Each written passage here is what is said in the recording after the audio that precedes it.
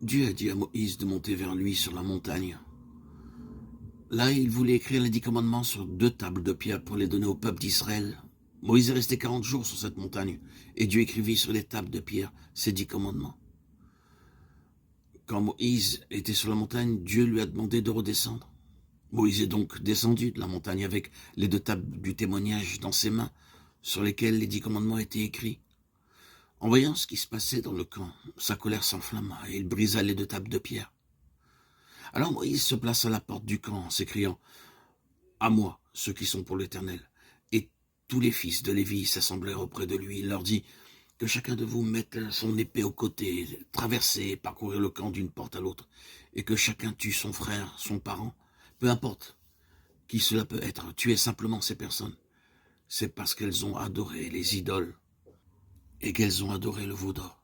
Peu importe la nature de vos relations avec lui, vous devez le mettre à mort. » Le prix payé par les Lévites, beaucoup pensent que c'était vraiment trop cruel, qu'il pourrait tuer ses propres frères et ses amis. Parmi les 12 tribus, 11 n'ont pas bougé. Ils pensaient que le prix était trop élevé.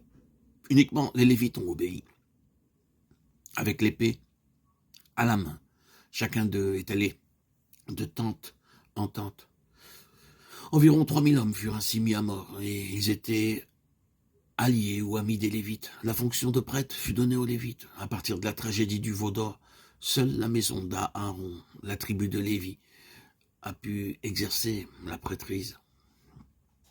Alors que les Israélites, en tant que nation, n'ont pas pu être un peuple composé de prêtres. La distinction entre le peuple de Dieu et les prêtres de Dieu, à partir de cette période, il y a eu 2 catégories de personnes en Israël. Il y avait le peuple de Dieu et les prêtres de Dieu. La pensée originelle de Dieu était que chaque enfant d'Israël soit prêtre de Dieu. Personne ne devait faire partie du peuple de Dieu sans être en même temps prêtre de Dieu. Cependant, parce que nombreux sont ceux qui ont aimé le monde et les alliances humaines, étant infidèles et idolâtres, la fonction de prêtre a été séparée du peuple ordinaire. Si quelqu'un n'aime pas le Seigneur plus que son propre père, plus que sa mère, sa femme, ses enfants, ses frères et ses sœurs, il n'est pas digne d'être disciple du Seigneur. Nombreux sont ceux qui ne peuvent en payer le prix. À partir de ce jour en Israël, les prêtres furent séparés du peuple. La sacrificature appartenait à une seule famille. La nation de prêtres est devenue une tribu de prêtres, puis une famille de prêtres. La tribu de Lévi, peuple de Dieu, était aussi une tribu composée de prêtres de Dieu. Ceux qui formaient les 11 autres tribus ne pouvaient pas être appelés des prêtres de Dieu.